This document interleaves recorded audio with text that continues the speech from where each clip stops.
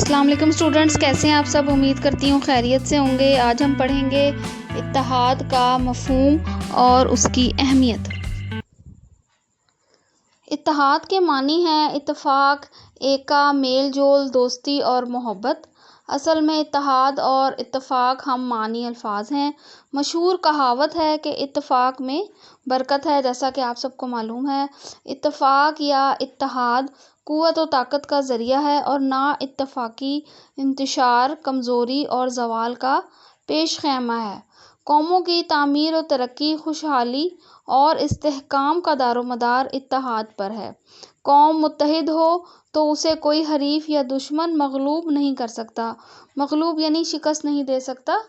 लेकिन अगर कौम में इत्तेहाद और यकजहती ना हो तो दुश्मन आसानी के साथ उसे ज़ेर कर लेता है, मतलब शिकस्त दे देता है। इस्लामी इत्तेहाद की बुनियाद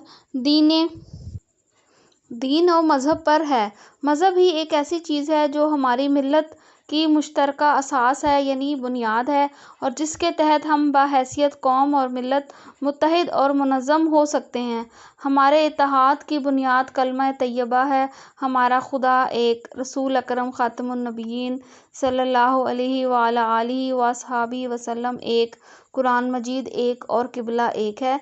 इसलिए हमें भी एक होना चाहिए। जिस कदर हमारी क़ुव्वत ईमान मज़बूत होगी, इसी कदर हमारा इत्तेहाद मज़बूत होगा।